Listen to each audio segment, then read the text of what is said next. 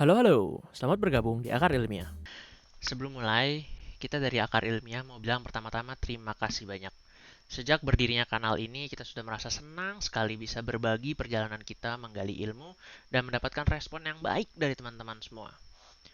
Mohon maaf, minggu lalu kita belum sempat publish video. Kadang-kadang kita rada sibuk dengan kerjaan sehari-hari.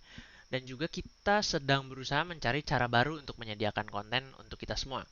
Maka dari itu, Akar Ilmiah mau coba besok, Sabtu tanggal 12 September 2020, Akar Ilmiah mau coba live stream jam 8 WIB di YouTube. Nanti di situ kita sama-sama baca suatu berita yang seputar perkembangan ilmu. Kemungkinan besar sih sesuai topik seru COVID-19 yang masih membingungkan banyak pihak. Nanti seperti ngobrol-ngobrol aja lah. Jadi kalau pada sempat boleh nanti mampir di sini, kita akan sebar juga di semua medsos kita, nanti kita taruh di deskripsi. Oke deh, lanjut ya. Kali ini, kita mengajukan hal yang agak berbeda.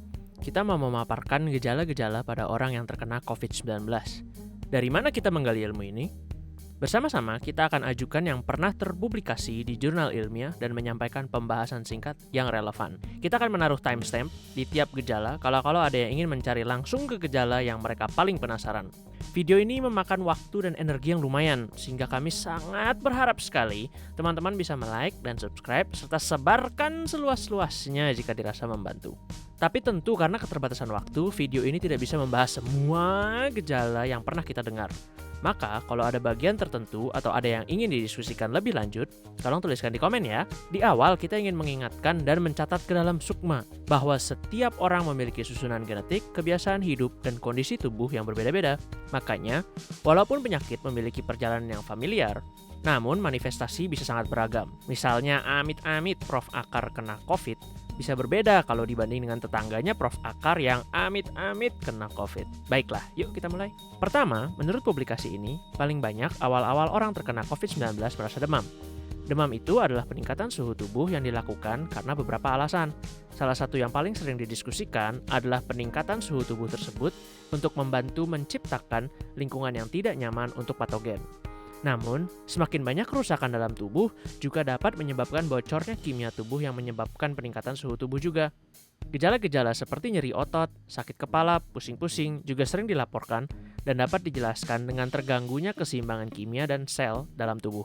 Ini bisa disebabkan oleh banyaknya kerusakan sel atau kacaunya pengaturan keseimbangan berbagai macam hal seperti jumlah cairan, oksigen, dan sitokin atau kemokin.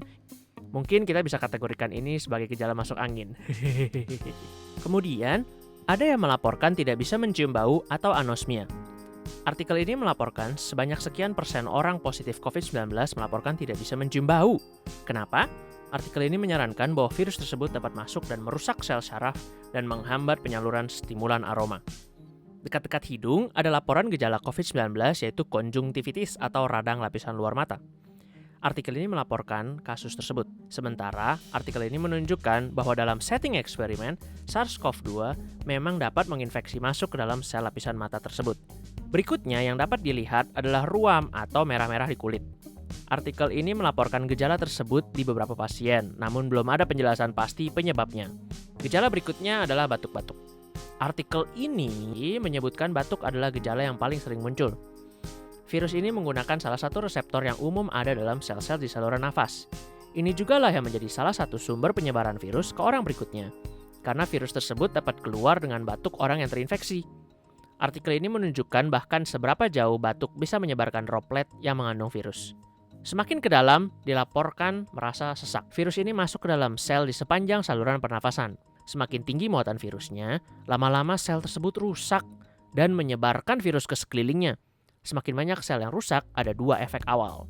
Pertama, semakin kecil daerah yang dapat digunakan paru-paru kita untuk menyerap oksigen. Paru-paru adalah lokasi penyerapan oksigen dari gas yang dihirup, yang kemudian bisa masuk ke dalam darah dan disebar. Bayangkan paru-paru itu kayak lemari buku, dan sel-sel di dalamnya adalah rak-raknya.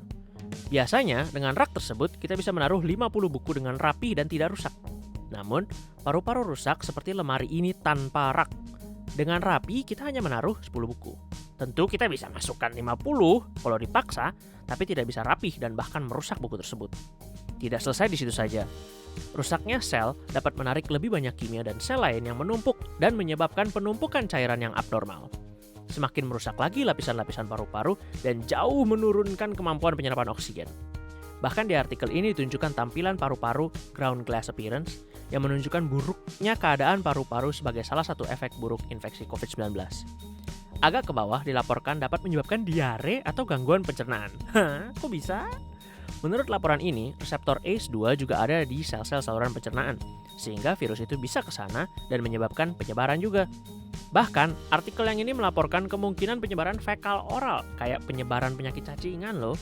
Lalu, ada laporan komplikasi otak dilaporkan di publikasi ini.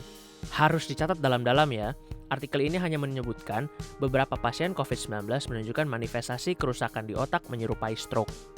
Memang ada beberapa artikel menunjukkan adanya reseptor ACE2 di sel-sel otak, namun belum ada penjelasan bagaimana virus itu bisa sampai ke sana dan hinggap dengan efektif. Apakah efek infeksi selesai begitu saja setelah sembuh? Kadang-kadang ya, kadang-kadang tidak. Di sini dilaporkan efek jangka panjang infeksi mulai dari bernapas. Artikel berikut mencatat laporan kesulitan sembuh setelah infeksi dikarenakan kerusakan yang luas. Ini belum memperhatikan kemungkinan-kemungkinan efek yang dapat terjadi secara teoritis dan didukung dengan hasil eksperimen in vitro. Artikel ini menyebutkan kemungkinan kerusakan sel pankreas yang berkepanjangan yang menjadi salah satu penyebab diabetes.